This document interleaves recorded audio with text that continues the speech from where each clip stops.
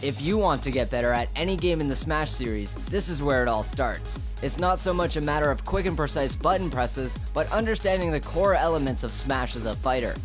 This guide will teach you the essentials of Super Smash Bros., which apply to every game in the series, and always will. If you need to catch up, just click the playlist in the info section below. This episode will discuss the art of conditioning your opponents, which falls hand in hand with episode 3, predicting and reacting. Just like reading and predicting your opponent, conditioning isn't something that you can teach. However, you can improve your observational skills and in turn have a much stronger mental game.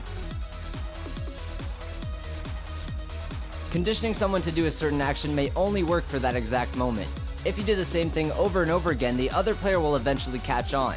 This goes for both you and your opponent. However, in some cases you can do the same action multiple times in order to trick your opponent into responding in a certain way. This is conditioning in its most basic form. For example, if you notice your opponent often rolls away after being hit, start reacting in order to punish their roll. Follow them throughout their hit stun, but then be patient because your opponent may have caught on and decided not to roll away. The moment your opponent chooses another option, you have conditioned them not to want to get chased and punished. If they roll the other way, you can punish them with a pivot forward smash. If they tech in place, you can grab or dash attack. And if they use a get up attack, you can just shield grab it. Constant aggression can often make opponents spend a lot of time shielding, dodging, and countering if their character allows it. If your opponent keeps shielding when you attack, start grabbing them right out of their shield. You can do this by running up and grabbing, approaching with an empty jump, or just standing right beside them. This is a great way to condition your opponent to stop shielding and instead spot dodge when they think a move is coming, which can allow for a smash attack and an easy kill.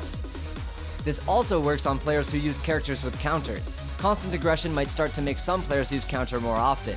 Once you pick up on this, you can approach your opponent as if you're going to attack and then wait for the counter and punish. In some cases, it's as easy as charging a smash attack while underneath your opponent as they fall. Similar to counter characters, many players like to jump or air dodge after being hit. Any character with an easy down throw up air combo is a great example. Let's just call it a hoo-ha for short. After you hit an opponent with one or two hoo-has, they're probably aware that if they don't act fast after the down throw, they're going to get hit again, so they're likely to choose another option. Now all you have to do is wait for the air dodge or double jump and react accordingly, follow-ups on and off stage. You can make your opponent think that you're going to use a move by following them or jumping off stage, and then simply wait for their reaction and follow up. Conditioning is very closely linked to predicting and reacting, and can happen so many times throughout a single match in such minor ways that you might not even notice that you're doing it. Both predicting and conditioning are part of the mental game within Smash, which heavily relies on observational skills. You can't learn what you already have, but you can improve on it, simply by watching. Pay close attention to your opponent's habits and playstyles, and mental Smash will just come naturally. If you want to see the How to Smash episode where I cover predicting and reacting, just click the video on your screen. And if you want to check out the entire series, the playlist link is in the video description below.